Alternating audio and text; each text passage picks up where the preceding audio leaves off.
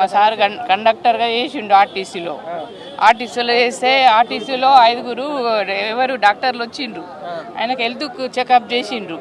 Heart problem ఉంది, నువ్వు డ్యూటీకి అవసరం లేదు, తొందరగా ఆదిలాబాద్కు నుండి విఆర్ఎస్ తీసుకోమని టార్చర్ పెట్టిండ్రు. బలవంతంగా 8-9 రిమూవ్ చేస్తారు, సస్పెండ్ చేస్తానని అంటే ఆయనతో పెట్టేసిండు. మళ్ళీ ఆ తార్నాకకి వెళ్తే ఫిట్ ఇచ్చిండ్రు, నీకేం లేదు, వెళ్ళు, వీక్ ఉంది, మంచిగా ఉన్నావు, మళ్ళీ డ్యూటీ చేయగలుగుతావు అని అన్నారు. పోయిన నుంచి సార్ ఇప్పుడు సంవత్సరం అయింది, డ్యూటీ పైసలు లేదు, డ్యూటీ లేదు, ఏం లేదు. ఇప్పుడు పిల్లలకి ఎడ్యుకేషన్ ఉంది, 9 years 8 years డ్యూటీ ఉంది. ఇప్పుడు నాకు డ్యూటీకి ఎక్కించుకుంటా లేరు, రిమూవ్ చేస్తాం, సస్పెండ్ చేస్తామని ఆయన డ్యూటీ మీదకి తీసేసి మేము ఎట్లా బతకాలి సార్? మేము సజ్జనర్ సార్ దగ్గరికి కూడా 10 సార్లు పెట్టి వచ్చినాం సార్. బాజీ గోవర్ధన్ రెడ్డి దగ్గరికి పోయినాం, ఎవరు కూడా పట్టించుకుంటలేదు సార్. అది బస్ భవన్లో కూడా రానిస్తలేరు, రోపడికి కూడా రానిస్తలేరు. ఏమన్నంటే చూసుకుంటాం పర్వాలేదు అని పెట్టేసి పోయినరు అక్కడ అని అంటున్నారు. ఎవరు పట్టించుకుంటలేరు.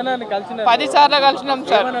చూసుకుంటాం తర్వాత మాట పెట్టిండ్రు కదా మీరు అని అంటే, సార్ మేము నెల నుంచి పెట్టేసినాం సార్, మాకు అవసరం లేదు, మా డ్యూటీ 9 years ఉన్నది, మేము 30 ఏళ్ళ సర్వీస్ చేసిండు మా సారు, రిమూవ్ సస్పెండ్ చేస్తామంటే పెట్టిండు.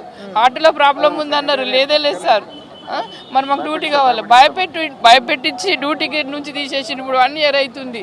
కిరాయి ఉంటున్నాం, పిల్లల చదువులు ఉన్నాయి. మేము ఇది మాకు ఎందుకు ఇప్పుడు ఇటు చూసి నెల వస్తుంది సార్, బతుకుతేరు ఎట్లా? మాకు ఎంత కష్టం అవుతుంది. ఇంత అన్నాయమ్మా సార్. 30 సంవత్సరాలు డ్యూటీ చేసిన మనిషికి ఒక 6 నెలల ఛాన్స్ ఇయ్యరా, ఒక 7 ఛాన్స్ ఇయ్యరా? పిల్లలది భార్యది సంతకం ఉంటుందా? సంతకం లేనిది ఎట్లా తీసుకురు మా సార్ విఆర్ఎస్? మళ్ళీ ఫైల్ కూడా పెట్టలేదు మా సారు. కన్ఫర్మ్ అయిపోయింది కానీ మరి డబ్బులు లేవు, ఏం లేవు, ఎట్లా బతకాలా సార్? మేము ఎంత అప్పులు చేసుకొని మేము చచ్చిపోవాలా?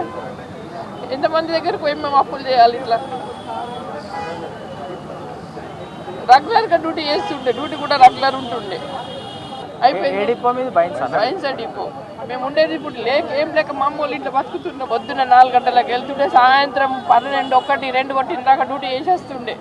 పక్కా మీరు సజ్జనాన్ని కలిసిన 10 సార్లు. ఆయన దగ్గర సర్టిఫికెట్లు అన్నీ ఉన్నాయి సజ్జనార్ సార్ దగ్గర. చూసుకుంటా అన్నకు ఒక్క మనిషిని కూడా రాణిస్తలేరు సార్. ఇట్లా రాణిస్తలేరు. ఇట్లా వచ్చి ఉంటే ఎప్పుడు ఇదవుతుండే. బాజీ గోవర్ధన్ రెడ్డి ఇస్తా అన్నాడు అక్కడ, ఆయన డ్యూటీ ఉందని చెప్తే. మళ్ళీ ఈమె కవిత ఆమె దగ్గరకు పోతే ఆమె ఇస్తానన్నది. ఇవన్నీ ఇస్తామన్నారు కానీ ఏం రాలేదు.